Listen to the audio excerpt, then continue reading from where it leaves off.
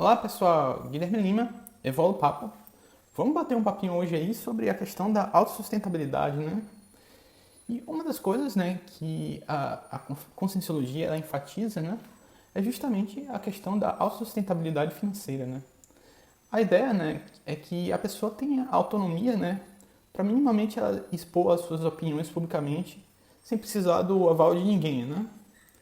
E há vários relatos, né, de pessoas que perderam, né, a oportunidade de trabalho em função justamente de declararem, né, pertencer a esse grupo da Conscienciologia, né? Então, a autossustentabilidade financeira serviria justamente para blindar a pessoa dela poder expor aquilo que ela pensa na sua intimidade, né, na sua coisa mais íntima. E nesse sentido, né, eu penso que a ideia, né, de acumular recursos financeiros, né, para que a pessoa não dependa, né, de outras pessoas, é particularmente útil, né, a todas as pessoas que querem e almejam, né, a liberdade de expressar, né, aquilo que ela pensa e aquilo que ela acredita, né. Então, se você é empregado, né, você depende minimamente de seu chefe, né. Seu chefe pode te demitir a qualquer momento, né. Se você é autônomo ou se você tem uma empresa, né, você também depende, né, depende do seu cliente, né. E nesse sentido, né, eu não vejo, né, muito outra alternativa, senão a própria ideia passada do professor Valdo Vieira, né, de construir, né, o próprio pé de meia, que é justamente a ideia, né, de acumular dinheiro para ter mais autonomia e mais liberdade de expressão, né. E até mesmo a ideia, né, desse pé de meia, ela envolve, né, alguns tipos de preocupações, né, que as pessoas às vezes não pensam, né, como por exemplo a questão política, né. Imagine que, hipoteticamente, né, que você economiza sua grana durante 20 anos e você está com uma boa grana, dando até para se aposentar, né, não precisa mais trabalhar necessariamente. E depois desse tempo o governo vai e confisca essa grana, né. E nesse sentido, também é preciso ir além, né, dessa simples questão econômica, né, também aprendendo, né, a se proteger melhor os próprios recursos, né, que a pessoa dispõe, né. Contando, né, um pouco mais sobre a minha experiência, né, a maior parte das vagas que eu me candidatei, né, eu era eliminado porque eu era uma pessoa que estava além das qualificações para aquela vaga específica, né.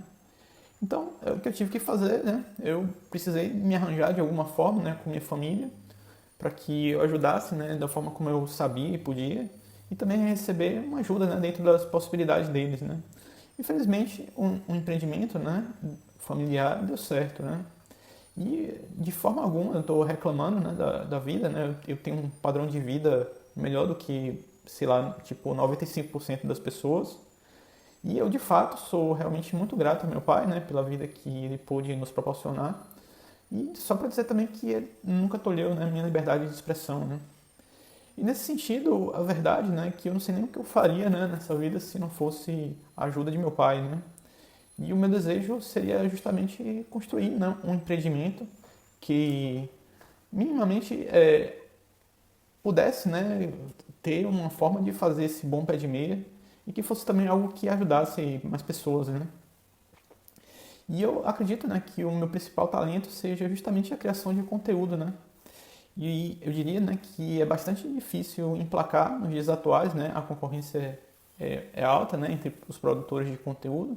E se você tem alguma dica aí para mim, fala aí comigo aí, troca com a gente aí essa ideia de ideias, né, para ter um sucesso maior, né, na criação de conteúdo, né.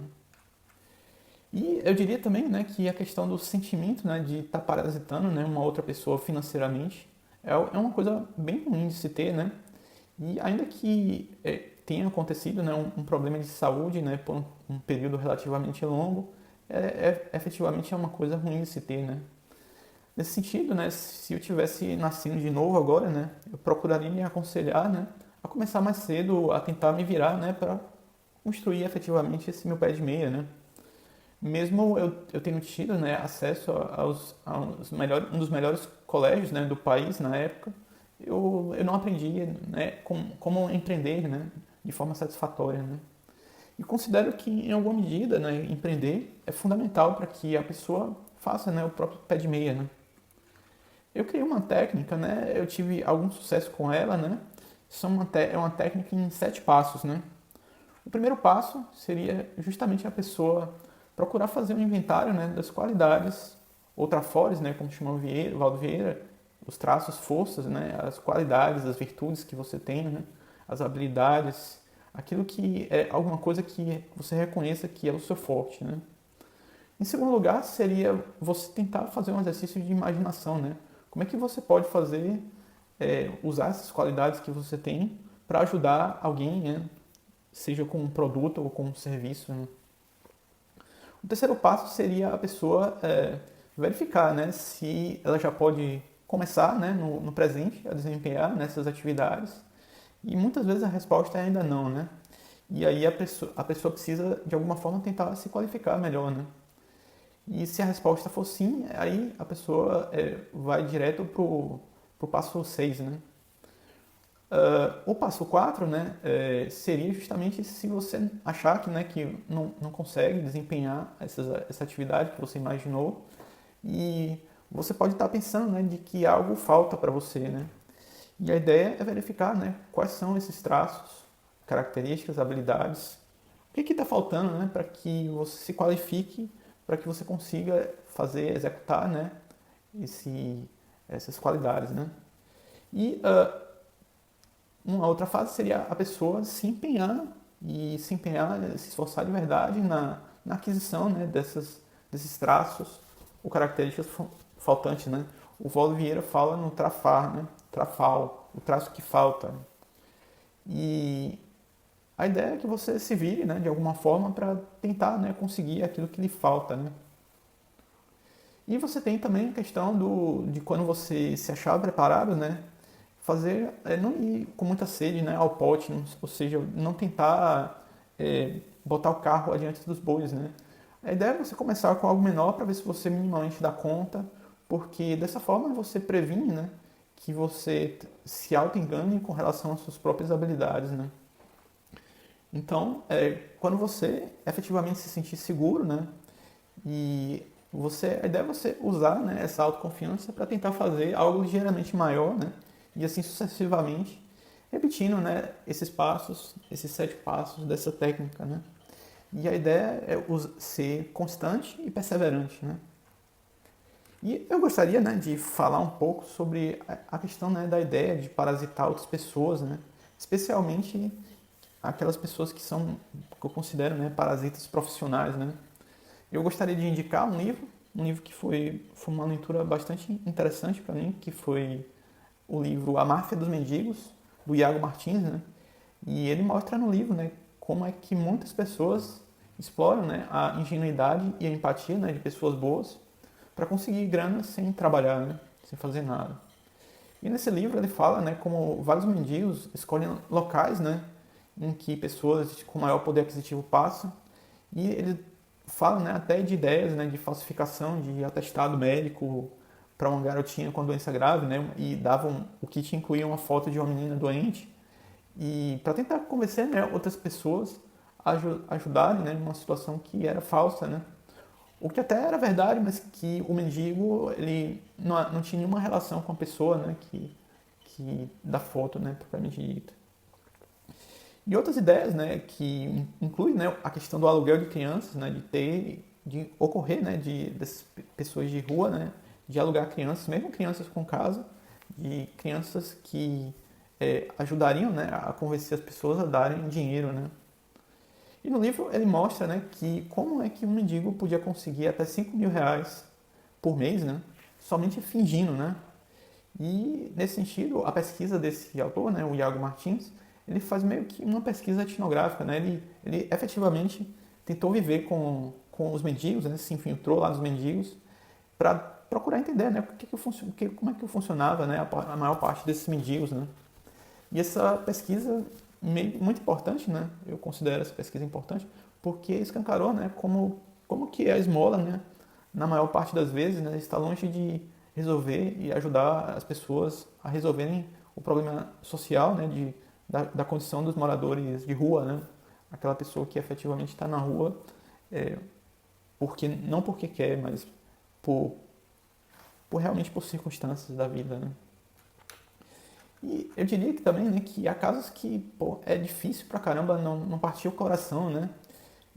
Mas vale a pena analisar melhor essa situação, né? Por exemplo, tem gente que vive na internet, né, de pegar cachorrinhos na rua e aí a pessoa pega e tira a foto, né, do cachorrinho todo desgrenhado na rua e tal. E aí ele cuida do cachorrinho, dá um trato nele e tal. E aí vai exibindo isso nas redes sociais, pedindo doações, né? Eu meio que apelido, né, essas pessoas de cafetões de pets, né? E também tem quem explore, né, a ingenuidade das pessoas, tentando levantar fundos, né, para que, por exemplo, uma criancinha doente, sem ter nenhuma relação com a pessoa, né, e receber doações porque supostamente o filhinho ou a filhinha dela está doente, né. E né, ainda tem pessoa, né, que cria perfil, né, com o objetivo de seduzir outra pessoa digitalmente, né, para então, em algum momento, né, pedir dinheiro, né, para a pessoa. E teve até um caso, né, em que um jogador famoso, um jogador de futebol famoso, né, caiu nesse golpe, né. E esses novos mendigos digitais, né, que é o conceito que eu trago de novidade, né, esses novos mendigos digitais eles vivem de aplicar, né, pequenos golpes na internet, que às vezes é até muito difícil de provar, né, que aconteceu, e às vezes as pessoas se iludem, né, é, e são vítimas, né, desses pequenos golpes na internet, né. Também, né, eu diria, né, que tem instituições, né, ditas de sem fins lucrativos, mas que elas vivem basicamente, né, da doações de pessoas ingênuas, né, que não tem nem ideia, né, de como essa grana ela vai ser usada, né. E alguns chamam esse tipo de organizações, né, de organizações filantrópicas, né, ou são organizações dirigidas por pilantras.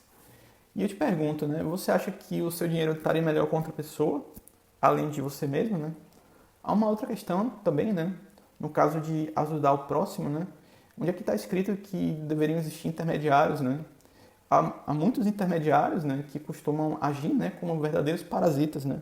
Seria aquela pessoa, por exemplo, que está levantando fundos para doações, né? Doações para um fim específico, e aí ela pega para ela, sei lá, metade ou até mais que a metade do valor doado para ela mesma, né? E nesse sentido, né, vem a Conscienciologia, né, o conceito, né, de Tares e Tacon, né? A Tacon é como é chamada a tarefa da consolação, né? Tacon, tarefa da consolação. Essa tarefa seria, né, uma ação, né, uma ação humana com o objetivo de consolar as pessoas, né, através de doações e através da caridade também, né? E a TARES seria a tarefa do esclarecimento, né? A TARES, tarefa do esclarecimento. E o objetivo da TARES é ajudar a pessoa a ela se virar por ela mesma, né? A TACOM equivale simbolicamente a dar o peixe, né? E a TARES, ela equivale, né, a ensinar a pescar, né? O Valdo Vieira ele considera que todas as duas tarefas elas são fraternas e elas partem do princípio, né, do amor ao próximo, mas que a Tacom é mais fácil e mais popular e ela parece mais simpática, né, aos olhos das pessoas, né. A Tares, por outro lado, pode desagradar, né, e aparentar ser mais antipática, né, porque ela meio que vai ajudar a pessoa a se virar de alguma forma, né. Em alguns sentidos, né, nem sempre a Tares, né, a tarefa do esclarecimento, é uma coisa viável, né? Por exemplo, em caso de extrema carência de uma pessoa, né? Imagine se uma pessoa está morrendo de fome, né? Tem 20 dias, ela não come, e aí você chega e diz para ela aí, ó, agora eu vou te ensinar a pescar. Agora eu vou te ensinar sobre holomaturologia, né? Provavelmente a pessoa não vai ter nem condição de te escutar e talvez até mande você se lascar, né? E eu gostaria de contar nesse momento, né, uma história, né? E foi uma história de uma colaboradora que eu vi, né, de falar, né, que ela conseguiu, né, um bom emprego e tal, e aí teve a ideia de ajudar pessoas, né, num bairro pobre. Então toda semana ela se dava ao trabalho, né, de cozinhar mingau, ir lá nesse bairro pobre e abrir o capô do carro e sair distribuindo, né, os mingaus aí para as pessoas. E em um determinado momento, né, ela perdeu esse bom emprego, conseguiu um outro, né, mas que pagava um pouco menos, né. E o fato desse outro emprego pagar menos, né, ela não tinha mais condição de fazer a mesma quantidade de mingau. Ela mesmo assim ela se esforçou, né, economizou e conseguiu produzir alguma quantidade de mingau, né. Aí quando ela chega lá no bairro pobre, né, e que começou a distribuir e aí começou a faltar, né? O que aconteceu foi que as pessoas começaram a brigar, né, pelo mingau e até terminaram batendo, né, na dona cuja intenção foi ajudar, mas que ela terminou sendo surrada, né?